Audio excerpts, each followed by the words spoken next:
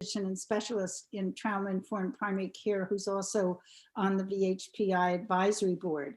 And I just want to give you a little bit of background about the Air Commission and tell you some of our concerns and my concerns. And actually these concerns kind of deepen every day as I learn more about the commission and some of the problems that it's addressing.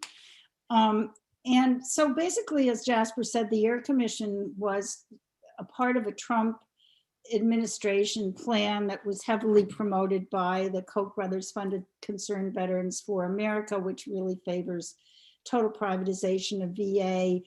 And of course, privatization isn't just selling off VA property and laying everybody off and giving it overnight to the private sector. It's a spectrum of activities, which includes what we call the sort of a salami strategy or stealth strategy. And the Mission Act was really promoted this stealth privatization of the VA by outsourcing more and more care to the private sector. The extent of this privatization is evident. I mean, in 2021, the VA's operational budget, which includes clinical care, 20% of that, or over $18 billion, is dedicated to private sector care, 20% of the clinical budget. If that's not privatization, I mean, I don't know what is. And so essentially in 1 year, VA will be spending on private sector care what it spent in 3 years under the Choice Act. I mean, so you're seeing a rapid acceleration. That was the Mission Act. Part of the Mission Act contained what I consider to be a booby trap, which was, of course, designed by the Trump administration, which is called the Asset and Infrastructure Review Commission, the Air Commission, which sets up a 9-member commission that would look at, based on evaluations and data that the VA provides them, decide which facilities to realign, consolidate, repurpose, et cetera, or close. Now, clearly the Trump administration and Trump had hoped that he would be the person to assign, to appoint this 9-member commission. But it's now the Biden administration. And Biden is supposed to present his choices for commissioners by the end of May. This is a very flawed process, not least of it because one of the commission members, they've assigned essentially five, I believe, seats. One has to be given to a representative of a commercial private sector, so-called integrated healthcare system with $50 million or more in annual revenues. Now, you know, there essentially is, and I think Alan will talk maybe a little bit about this, there is no such thing outside of the VA as a clinically integrated healthcare system in America. These so-called integrated healthcare systems are financially integrated. They're integrated for billing. They're not, and for profit. They're not integrated to provide coordinated care like the VA does. Another member has to have capital construction and the federal government experiences. 3 members have to come from the VSOs, but it's not clear which VSOs and what experience the VSO representative has to have. Most importantly, there's no seat assigned or set aside for anyone in experience in population health or social determinants of health, which the VA specializes in. There's nobody who's familiar with the impact of hospital closings and their impact on communities and patients. There's nobody who even has any clinical background that is supposed to be on this commission. More to the point, the language used that is recommended for evaluating facilities is focused on medical services. Now, anybody who works in the VA knows that medical services are not healthcare. Medicine is part of healthcare. It's not all of healthcare. And the VA delivers population health services, social determinants of health, homelessness programs, employment, et cetera. And Eddie Mochtinger is going to really hone in on this in his presentation and explain how important these kind of services are to patients and particularly to veterans. So, and then the commission is supposed to make its evaluation on the basis of data provided to it by the VA, so-called market assessments. We have information that these market assessments are deeply flawed. In fact, I would argue they are probably beyond deeply flawed. These include, apparently, hard to believe, driving by private sector parking lots to see how many cars are there. And that's the way you're going to assess, if they have capacity or not. I mean, I'm not even going to go into that. Looking at databases to find out how many physicians or providers there are in a certain area. But you could have 500 psychiatrists in San Francisco, and 25 and 50% of them, because that's true in the United States, don't accept insurance. So you really don't have 500 psychiatrists in San Francisco. You could have, 10,000 psychologists, obviously we don't, in a particular area, but none of them do CBT, cognitive processing or behavioral therapy, or prolonged exposure therapy, the two gold standard treatments for PTSD. And if they do it, they don't accept insurance. I mean, you have to have very granular information, and apparently the data that will be provided to these commissioners doesn't contain that.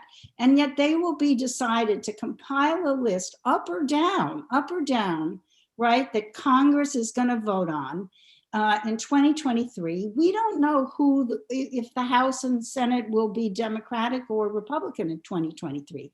And we don't know if they will reject, reject the data that the VA has given them, this very flawed data that began under Trump, or they'll say we need new data. There's so many questions. And this is also a highly politicized process, potentially. We don't know if people are pro-privatization who will be on it, or, I mean, under the Obama administration, we had the Commission on Care that was appointed, there were some appointments that were Republican, but it was a Democratic administration. And we narrowly, it was one vote shy of recommending privatization of the VA. And they spent $68 million on this commission. The San Francisco VA needs $80 million to earthquake retrofit. That could have gone to earthquake retrofitting a facility. So there are so many questions this commission raises that we're going to go into. But there is a solution here, and we believe, or I certainly believe, that it's repealing the Air Commission. In 2019, Joe Manchin and Mike Rounds put forth legislation to do just that, because they were very concerned that rural facilities would be closed. There's rumors that they may reintroduce it. We think that should be supported.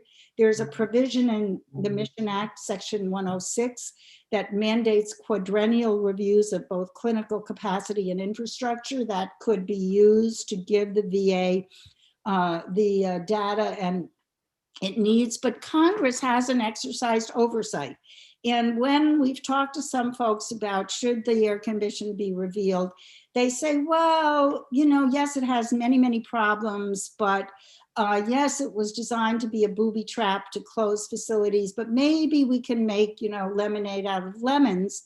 And I think that's very unlikely. And I think that it's way easier to stop something before you start it than to stop it, a bad, process when it started. I think the framework and the paradigm upon which Congress has over and over again operated is to not give the VA the money it needs to provide infrastructure repairs, to maintain old facilities and repair things, and to build new facilities. And basically it can keep saying to the VA, we're going to give you a fraction of what you need, and you decide, which patients to essentially throw overboard, right? And which facilities. And that's a bad paradigm because we have the money, right? We have the money to do what's needed in VA. the VA needs 80 billion about to renovate, repair, and construct new infrastructure. That's as Alan Sager said to me the other day, bubkas, which in Yiddish means peanuts, and sort of. And I think that particularly now, when in FY 2021, the caps on discretionary spending will be lifted, and for the first time in 10 years, we have the opportunity to spend what is needed on VA infrastructure. We should go back to the drawing board and design a process that isn't highly politicized, highly expensive, and is a huge gamble for our veterans. And I think that Alan Sager, Russell Lemley, and Eddie Mochtinger will continue to help you understand just why some of this is a really bad idea. Alan, can you talk? Sure. Thank you, Suzanne. When we teach at our school, we teach for 3 hours at a time, but I understand I don't have the 3 hours right now, so I'll rely more heavily on notes than I ordinarily would, and the jokes have to go. Of course, that was the joke. So I've been tracking 1,200 hospitals in 52 cities since the 1930s. I'm not exactly that old, but the records are there. And I found that overwhelmingly, medium-sized hospitals are more likely to close, and that as a result, we have care that's much more expensive than it had been and would have been if the medium-sized hospitals had stayed open. And also, there are enormous geographic gaps in care. Some people call them medical wastelands, even in big cities. There are no hospitals in the northern half of St. Louis. There's one hospital hanging on in the eastern half of Washington, D.C., and many other places. Detroit went from 40 hospitals to 4. And that's a city of 132 square miles where they don't plow the roads, the side streets in the winter. So hospital closings and emergency room closings have clear consequences for access. So why has the United States been closing hospitals, urban and rural? Because there's a belief that that's where the money is. And if we close hospitals, we won't use as much care. Unfortunately, the more hospitals we close, the more rapidly costs go up. The US has many fewer beds per 1,000 than the average rich democracy. And we use the hospital for even inpatient care, only 4/5 as much. And yet, of course, our healthcare spending is 2.5 times the rich democracy average. Hospital closings and downsizings have been a 4-decade policy failure in the United States. If you keep failing and something doesn't work decade after decade, you'd figure we'd stop doing it. But for several reasons, we don't. One is that no one is accountable for healthcare delivery in the United States. Nothing is accountable, except in the VA and in rare, organized systems of care like Geisinger in Pennsylvania, some people point to, other people point to some of the Kaiser plans in some respects. Otherwise, accountability is close to zero, partly because of a belief that there is a functioning free market in healthcare. And now I happen to like free markets, you may or may not, but I was also taught in my own religious tradition not to worship a golden calf. We don't have a functioning free market in healthcare. Not one of its requirements is satisfied or can be satisfied. At the same time, we don't have competent government action either. And no market and no competent government accountability is a recipe for anarchy. And I am not personally an anarchist. And anarchy is a funny way to spend $4 trillion a year on US healthcare, which is 5 times defense spending. Something that virtually no reporters, Congress people, or senators know, that healthcare spending is 5 times defense spending. So One of the things that happens, of course, politically, is that the hospitals that expect to survive push their competitors into closing, figuring that after a certain hospital closes, the survivors can skim off the cream, especially of the high-paying privately insured patients. The disruption that results from hospital closings. And in these cities that I've tracked, in some decades, 20% of the hospitals have closed.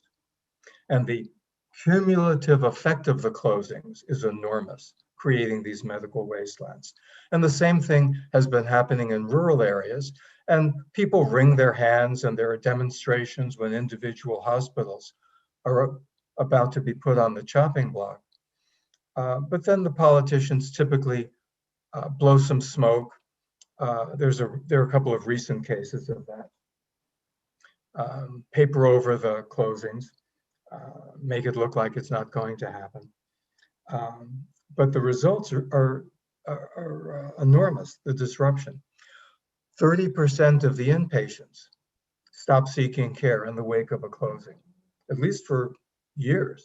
It takes a long time to reweave a fabric of care. Black patients who rely on hospitals at twice the rate of whites to see a doctor are grossly disproportionately badly affected by closings.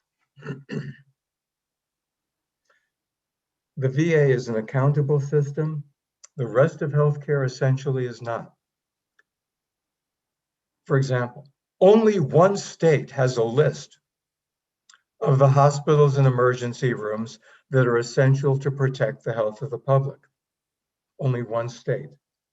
Not urban hospitals, not rural hospitals. They don't know. And they don't want to know, because then they'd have to begin to be accountable. Because the health care we get depends on the health care givers we've got and where they're located. It's essential for policy and for care delivery, just as in clinical practice. It's essential to first do no harm. And under conditions of anarchy, in a politicized environment, we're going down a dangerous road. Thank you very much. So Alan is going to have to probably leave because of a family emergency. And I just wanted to ask him just a couple follow-up questions and hope that they will be useful to the audience. Alan, you told me that in one of our conversations that when a hospital closes, there's enormous economic consequences for the community. And I wonder if you could go into that a little bit and explain the formula, because VA hospitals are part of the community and have an economic impact if they close. Is that not correct? Sure it is. If you have a VA hospital close, the immediate effect when the budget is lost,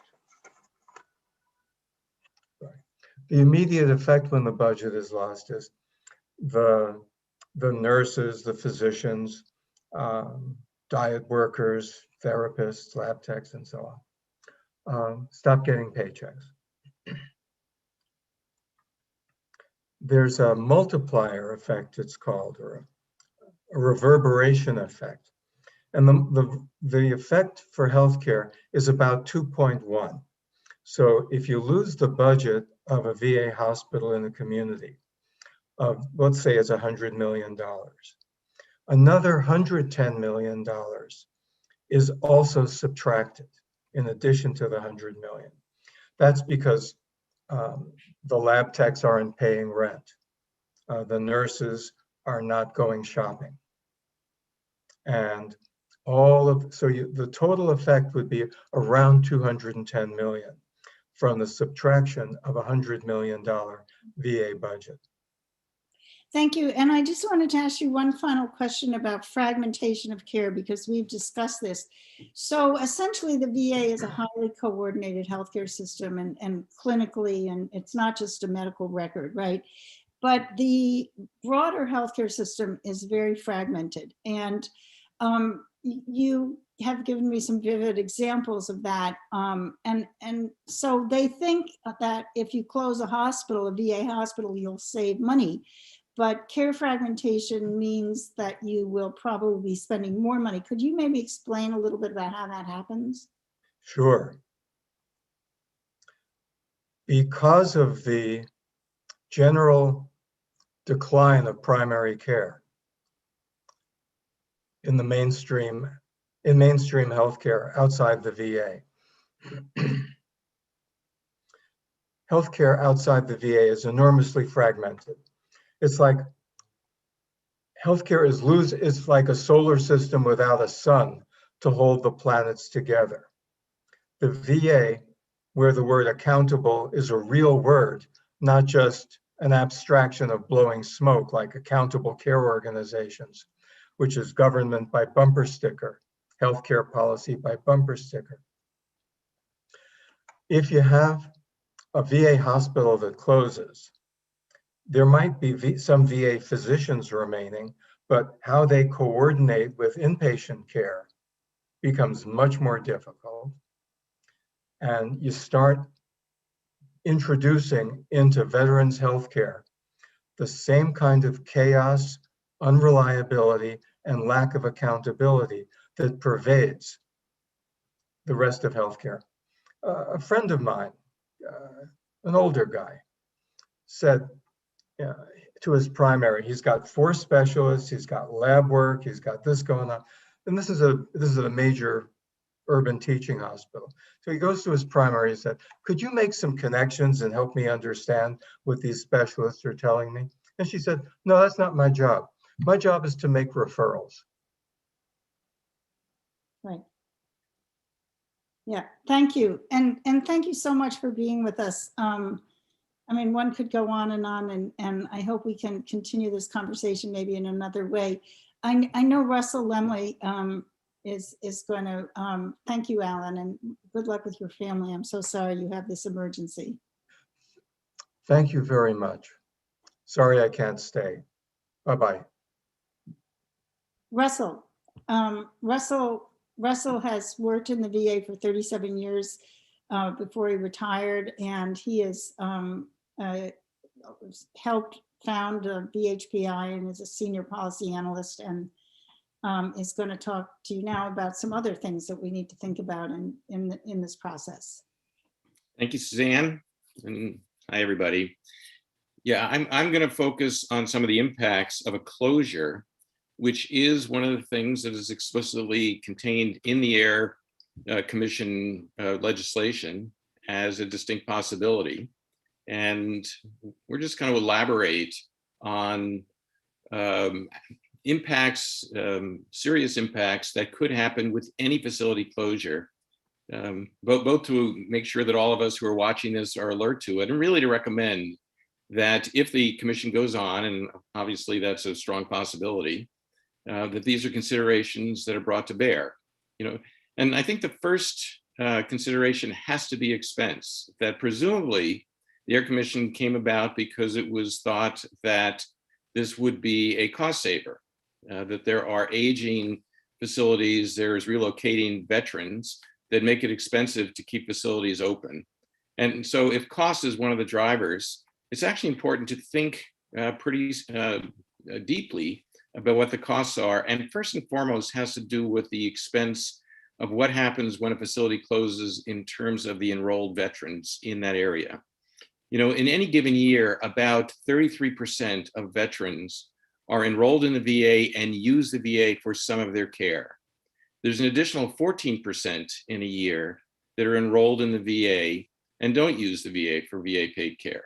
And the others are individuals who are neither enrolled and therefore use all their other coverage for their medical care. But there's 33% who do and 14% who could. If a VA were to close, the next day, not only would all 33% be issued vouchers to use the Veterans Community Care Program, but the 14% who are enrolled who are not using it also would be given vouchers. So we'd go from the VA paying from 33% to 47%, and that's not even counting the fact that some of the veterans who have never enrolled would see the financial advantage for enrolling simply because they'd be given vouchers. It's this kind of expansion of the number of paid veterans whose care would be covered by the VA was at the basis of the Commission on Care several years ago, running several different scenarios. It wasn't exactly this one, but it was close enough to say that because the number of veterans are going to exponentially increase when you increase benefits like this, and the cost goes up at least double, and in some of the scenarios, quite a bit more than that. So first and foremost, if the reason for closing a facility, even with the cost to improve and upgrade it, if the reason is to save money, it has to be projected what the costs are for giving vouchers to all eligible enrolled veterans to get their care in the community. And that assumes that the care is the same cost. Now, we're beginning to know that actually cost in the community is not the same. A great example is the very recent study that was done by 3 economists on emergency care that found that veterans over 65 who were duly eligible to get care in the community or at the VA, that it was 21% cheaper if those veterans got care at a VA than at a non-VA. And so that's just one very specific kind of head-to-head, apples-to-apples comparison that tell us that VA care is cheaper significantly. And what I was saying earlier in terms of cost savings assumes that the cost is the same, but it isn't. So the first important impact that the commission has to take on is a really detailed projection on what the costs are, given that they're going to be paying for a lot more veterans to get their care in the community than they are now. They're paying for the care that's given either through the VA or through the VCCP. So that's just looking at a financial impact, and is going right at the very premise of why the Commission on Care was set up to start with. But money aside, I'm just going to throw a few more things in. Alan was talking about kind of the kind of care. We all know from the RAND study, Dartmouth studies, and so forth, that the quality of care is better in the VA. But if we skip that, we can actually then go down to what about wait time? Now, of course, that was at the basis of the Choice Act and the Mission Act. But at this point in time, actually, the VA outperforms the private sector in wait time. The JAMA study from 2 years ago that looked at post-choice wait times in primary care and in dermatology and cardiology found that it was a 68% shorter wait time to get care in the VA than to get care in the private sector in the same locale. Now, that's when the VA is open. If you close the VA, then the wait times are not only going to be longer than just going down the street. They're going to be even that much longer because now you have non-veteran and veteran patients seeking the same care. So it's also important that the projection of how long will the waits increase for any veteran who needed the same level of care, whether it's primary care or something else, simply by closing. Let me move to a third area, which has to do with training. There's 166 medical schools that are affiliated with VAs. And the fact that the residents and fellows and other healthcare trainees all get trained at the VA is a source of funding for the medical schools, because these are trainees who are treating veterans at VA facilities, and therefore the VA is willing to pay for it. If a VA closes that has an academic affiliate, that training money dries up, it's gone. Now, there's a number of ways in which that has a pretty detrimental effect. That's less money for these medical school residency and fellowship programs. It's going to diminish them. It's going to shrink them. It could cause some of them to collapse, depending upon the extent to which they're reliant on VA funds. And so that not only impacts kind of these medical school training programs, it impacts kind of the number of physicians and other healthcare professionals that are available in the country. We already know that we're looking at shortages of primary care physicians in the neighborhood of 50,000 by 2030, of specialty doctors, another 50,000. We're already looking at shortages, even with the VA in business. So every VA that's got an academic affiliate, either at the whole medical center or just even on the inpatient units, is going to begin to diminish how big these programs are. That's also going to diminish the number of doctors that graduate each year and head into the community. So the same community that we would be closing VA hospitals and sending veterans into that community are going to have fewer medical doctors and other healthcare professionals in that community to treat them, because we don't have the medical schools that are graduating these professionals. And then the last thing I want to say is the impact on research. For 70 years, the VA has been closely aligned with academic institutions and the Department of Defense in producing, world-class research that has a focus on veterans, and of course is not just to benefit the veterans, it really benefits the entire population. If a facility closes that has research that is going on at the facility, for the most part, that research shuts down. Those researchers are probably going to continue to live in the community, but they're without a position at the VA. They don't have a position. And a lot of those research programs are not transferable to other people and other individuals. They actually have to do with people with certain expertise at that facility. And so we're going to see a decline in the research that year by year has had enormous number of breakthroughs for veterans. In my field, in terms of PTSD just being one, but I think we all know we could go broadly, way beyond that, to talk about where the VA has been a leader. And that disappears when an academic affiliated VA also is shut down. So I'll stop there, but those are 4 major impacts that go well beyond just the fact that the quality of care and veteran specific care is better at the VA, will always be better at the VA. And when the VA is gone, that's gone, and so is the choice for veterans who may wish that.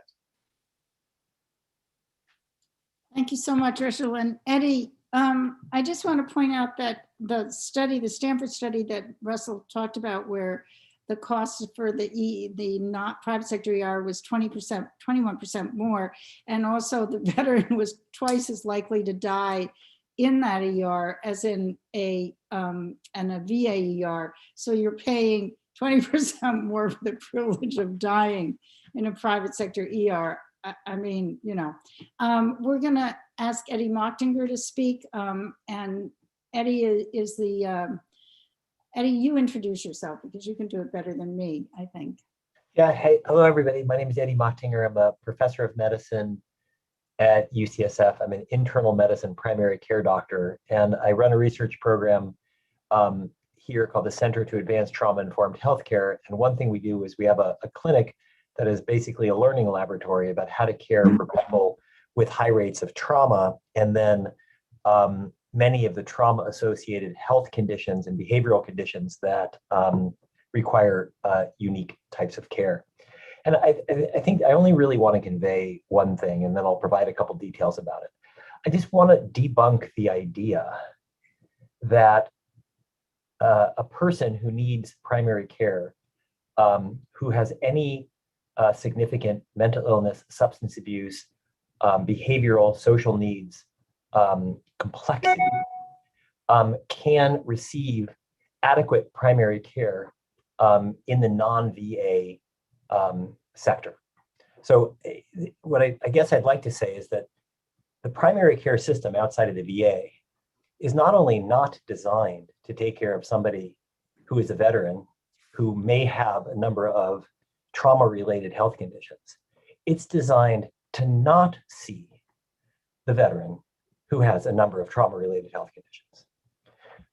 For financial reasons, the primary care clinics don't want low-paying, complex primary care patients. And there's many examples of how the system is designed to exclude them. So I also want to debunk the idea that if you get access to a top-tier medical institution like mine, UCSF, that access will provide you with adequate primary care for veterans. And so I'm going to tell you about UCSF, but this is not unique to UCSF. UCSF is a fabulous institution. If you're a veteran and have a brain tumor, you should come to UCSF right away. We'll take out your brain tumor with incredible skill. Paul, you might have had a brain tumor. Congratulations, you are on this call. Thank you, UCSF. But if you're a veteran who has any issue with housing, any issue with your insurance, if you have PTSD, if you have depression, if you have substance use, if you come to our UCSF primary care clinic that has 28,000 patients, there is a single medical social worker that is available for 28,000 patients. And so the ramifications of that are the literal ramifications is that is a sign saying we don't want you. We can't take care of you and we do not want you to come here. It's a literal sign saying that by only having one medical social worker there. And that's why there's only one medical social worker there. The implications are terrible. So if you have depression and you are being seen in a primary care clinic that has one medical social worker, you are given a list of therapists who are hypothetically available to see you for depression. As it turns out, the psychiatric hospital across the street from here does not take Medicaid and does not take Veterans Choice. So the psychiatric hospital across the street from us is not available to you. And so you get this list of insurers, of insured providers. The likelihood that a depressed individual will be able to wade through that list and leave messages and be seen are also complicated by the fact that those therapists do not want to see people with complex health and social needs. They don't want to see a suicidal patient. They don't want to see someone with complex PTSD. They don't want to see somebody who has a lot of trauma. They don't have the capacity to handle it in the private sector. So if you're a veteran that has complex health and social needs, we have a joke that's not really a joke in our clinic, that if one of our patients goes into the general medicine clinic, they'll call the police.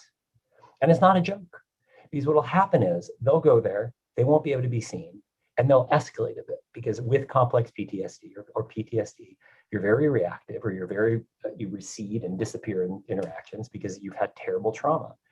And that interaction will be perceived by that stressed out medical assistant in an untrained clinic as being hostile. They won't know how to de-escalate. They won't have compassion for you. They won't understand you, and they'll call the police or they'll call security. And that happens all the time. The physicians in these clinics don't understand issues pertaining to toxin exposure, issues pertaining to other mental health consequences, substance use that are very common in trauma survivors. They don't have a trauma lens like the VA has. Even the embedded mental health providers in clinics, which really don't exist in most clinics, they don't understand PTSD or complex PTSD. They understand simple depression, they understand anxiety, but they're not really set up for people with PTSD. And then if you have mental illness and substance abuse, God forbid, which is incredibly common, many mental health practitioners won't see you at all, because they'll feel like this is a substance use issue and they do not want to deal with a substance user. So my message here, having worked in a VA and trained in a VA, and now working in a premier medical institution that has a large primary care practice, is do not think for a second that a veteran with any complex health and social needs can get adequate primary care outside the VA with any dependability or predictability. Sure, there are examples of where they can, but the idea that because an institution is premier, or there are many institutions, that those institutions are capable of or want to take care of that individual are wrong. They don't want to take care of those individuals, and they'll make it almost impossible for them to receive good care. Thank you, Eddie. Wow, these were amazing presentations. And Jasper, I mean, we'd like to open it up to questions. We have 15 minutes. Do folks have questions they want to put in the chat, or I guess it's pretty hard for people to raise their hands. So we're so lucky to have people who will talk to us about these issues. I'd love to hear some folks raise some more issues or ask some questions. If you don't ask questions, I may call on you. I'm allowed to do that because I know I can see who's here. Questions or? Yeah, folks should feel free to put questions in the chat. Suzanne, do you want to just ask a question as folks? It seems like Harold Culler actually may have a question. Okay. I'm going to unmute you, Harold. You don't know what trouble you can get into for doing that, but sure, thank you. No, I just want to say, listening to this talk, I fully agree. Having spent 30 years in VA and worked both locally, regionally, and in central office, I think it's exactly right. And I kept getting flashbacks to a meeting here in North Carolina when the state said we would save a lot of money if we privatize mental health and get rid of all these community mental health centers. They're expensive. They're all different. You know, who knows why they need these things? Wouldn't it be great if people could just go to their own doctor and we'll pay? And but the difference was that when a patient with a mental health problem went to a community mental health center, all of their care was in the same place within a single system of records. These places were usually on bus lines, or there was transportation that was available to get them there.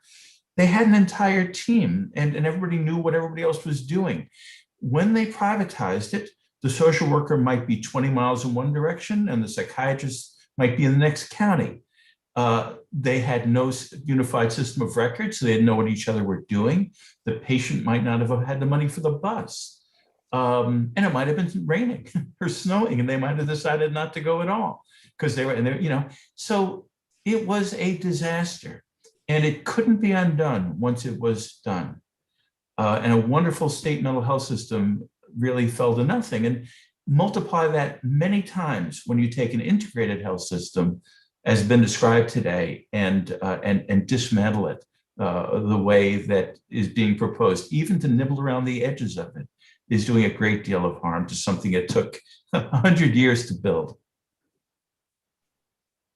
Yeah, there's a couple, thank you so much, Harold. And I think that, you know, I mean, clearly there's several options here, and somebody says, how can we deal with this situation? I mean, I think there's several options. One option is to repeal the Air Commission and not start a process that I think is extremely risky. Another is to really make sure that the right people are on the commission and that it's staffed with the right people and so forth. But I think whatever choice you make, we need to put political pressure on the administration and on the VSOs and so forth to take some action here, because this was essentially, you know, forced on everybody by CVA and the Kochs in exchange for the caregiver program. I don't know that anybody likes it, and I'd love to hear some folks suggest what we can do to change this, get more attention to it, and so forth. Yeah, we have Isam Attia raised his hand. He's a staffer in Bernie Sanders' office. You might be able to speak to this some. Isam, go for it. Yeah, thank you for the introduction, Jasper. I work on VA issues, and for those that don't know, used to be, you know, working with VHPI pretty directly, and have the pleasure of helping on these issues in the Senate. One of the things that I mean, there's a lot of opinions. I've spoken to basically all of the VSOs, of which I see some representatives here in the office or in the Zoom here, and I've spoken to most of the other staffers on SVAC, and to include the Secretary of Veterans Affairs and the chairman, and there's very mixed opinions, but at the high end, there is a lot of concern over this. There are some people that are trying to paint a sort of rosy picture. I think, like Suzanne had mentioned, like, let's make lemonade out of lemons, since this is what we're dealt with.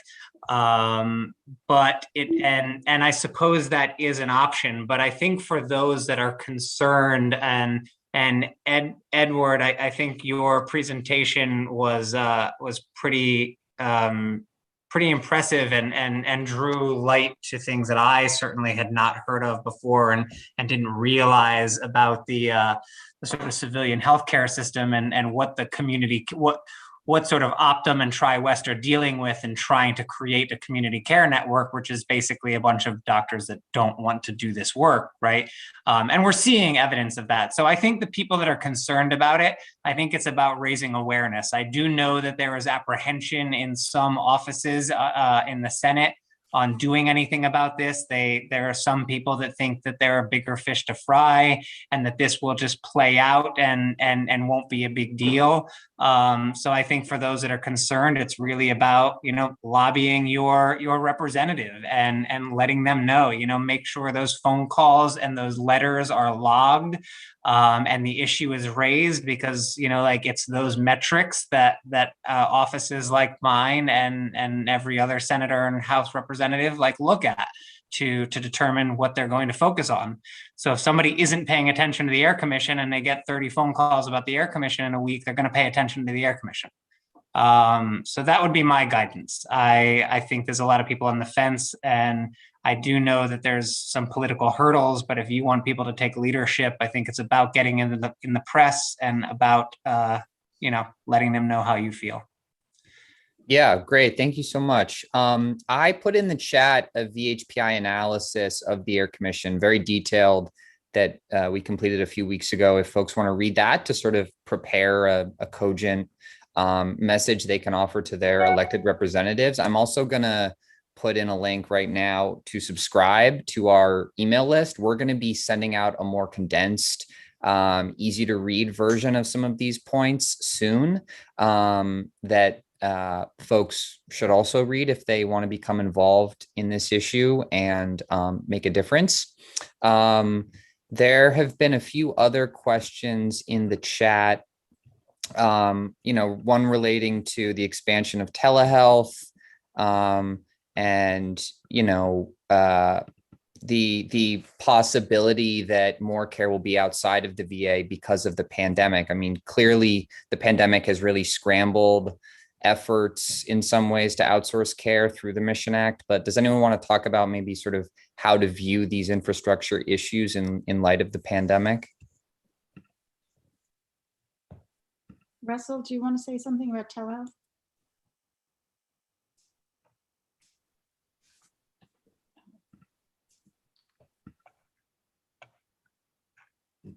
Okay, sorry, I was put on mute. I'm not sure that I have thought this all the way through in terms of the translation of telehealth to closing VAs.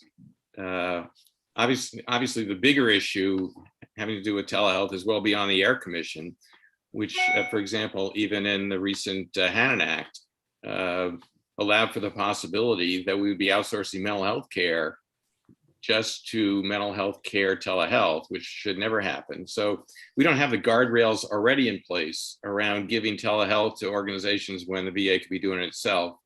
And maybe somebody's thought it through a little bit more than I have. I haven't quite made the translation to the Air Commission.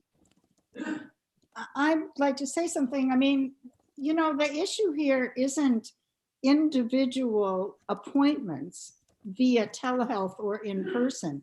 The issue in the VA is coordination of care. And yes, some private sector institutions are getting on the telehealth bandwagon. And so great, they have telehealth.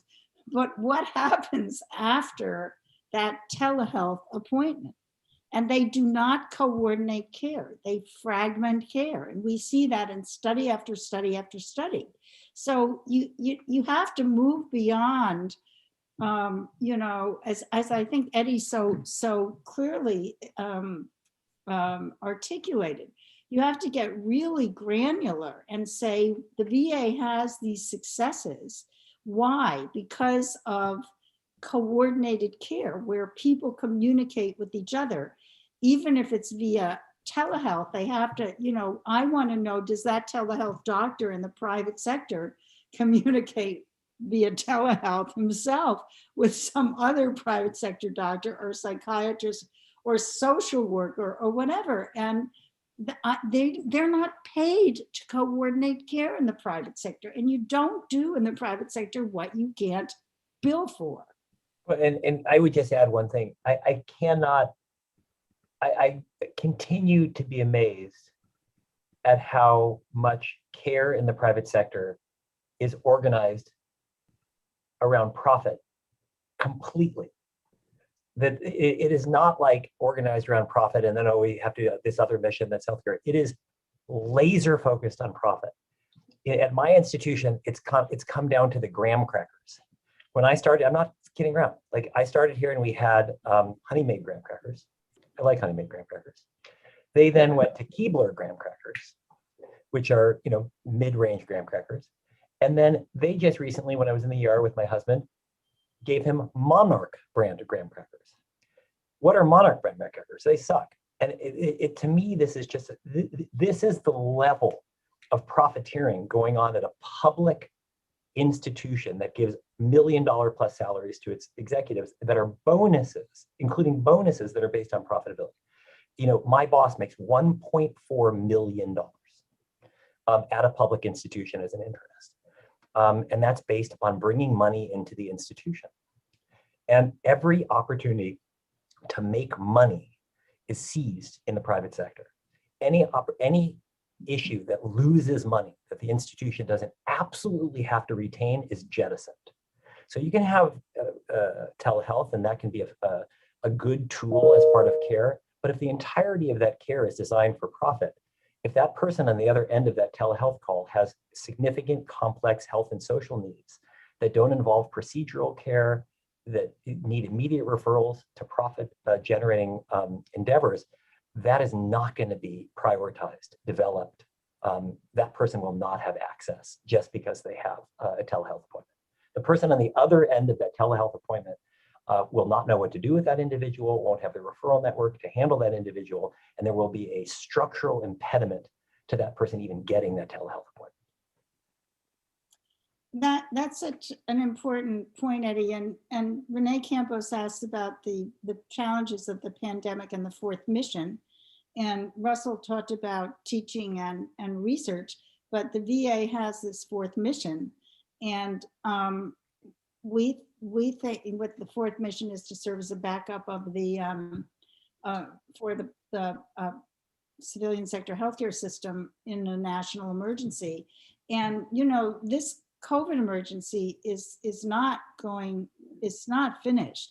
One of the things I didn't say, or maybe I did say when we looked at these market assessments, is you can't really do market assessments in a situation like this because we don't know how many more rural hospitals are going to close. We don't know how many primary care doctors are going out of business to adding to the shortage. So I think the VA has to be there for the fourth mission. And one of the things that we're very concerned about is on this Commission on Care is if you have a so-called underutilized VA, what are the options for it?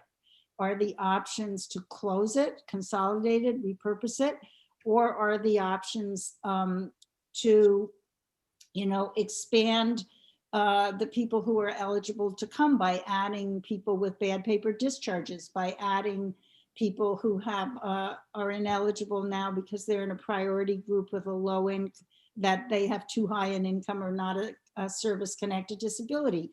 Are the options to bring in family members? Are the options to bring in members of the community in these medical wastelands that Alan Sager described? If we have any commission worth its salt on asset and infrastructure, we need to consider those questions. And so, one of the things that VHPI did was submit to the Federal Register suggestions for the criteria under which facilities should be evaluated. And people need to, I think, support, if this commission continues, they need to support really detailed granular criteria, like, for example, asking how many social workers a primary care practice at a hospital has, because as Eddie, I never even thought of that, and so these are really critical issues. Yeah, I think we also need to figure out what brand of graham crackers the VA is serving and ensure that they stay of a high quality. So I'll look into that in my own time.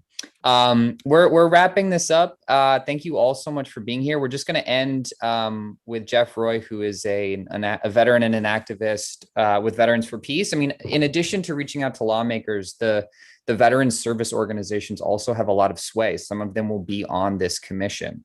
And so far, most of the big veterans organizations haven't taken a very clear stance on how they're going to approach this commission. So I would advise folks to reach out to VSOs if they're members or not. But Jeff, why don't you talk a little bit about what you're doing, and then we can end today's conversation. Excellent. I appreciate it. Thanks a lot. I was just thinking, I was listening to Eddie and Suzanne, that the points that they're making about private sector healthcare and what is lost if VA facilities are closed, and the repercussions and so forth, all the more the reason that we need universal health care in the United States. And that's a whole another issue. Universal health care that would be coordinated, integrated, similar to the VA system. Not that the VA system would go away by any means, but that it would be for all people. So I don't see us stopping this deadly decline in terms of private sector by anything short of building the political pressure for universal health care. Going back to the VA, though, I'm on the National Steering Committee for the Save Our VA National Campaign of Veterans for Peace. And at least one other member is, two other members, including Arliss Harrim, Suzanne, are on on the call today and are on the steering committee of the national effort. And we have, as Suzanne was mentioning, we have made submission, VHPI has made submission, and I would say individuals from the Save Our VA campaign, which is a national campaign, have been sending comments to the Federal Register regarding their commission and how it should run and what it should be focusing on. And what, even though I think tomorrow, if I remember right, tomorrow was May 1st, I believe, and tomorrow's a deadline for getting comments into the Federal Register. The important thing that people can be doing as well nationwide in their local areas is helping to support the Save Our VA national campaign and of Vets for Peace. And you can help by doing several things. One, you can go to our website, which right now I don't have the time while I'm talking to be able to put it in the chat, but maybe Arliss can put it in, or someone, or it can be sent out. We have a website, a web page on the Veterans for Peace website for our VA campaign, and you can check out issues. You can check out many different things that are there, including VHPI analysis. But you can also sign up to join the campaign, in the sense that you, when you click on that and sign up, you get what we call calls to action, usually once a week, something like that, that are providing you with a focus of a piece of legislation before Congress, Senate, House, whatever, and that we're asking you to send a message to your members of Congress. And we provide a sample letter that you can easily personalize. And that builds the pressure, as Islam was talking about earlier, builds the pressure in the offices of members of Congress to get their attention on the issues that we're talking about when we send out these calls to action on congressional legislation. So that would be one of the important things that anyone on this call can do, we encourage you to do, is to sign up. Secondly, when you go on, you can read more in depth about the issues. But then we're talking about the Air Commission going forward. And I believe that we've sent out, correct me if I'm wrong, Arliss, but I believe we've sent out something on getting people to send messages to their members of Congress about the Air Commission and the need for it to be much more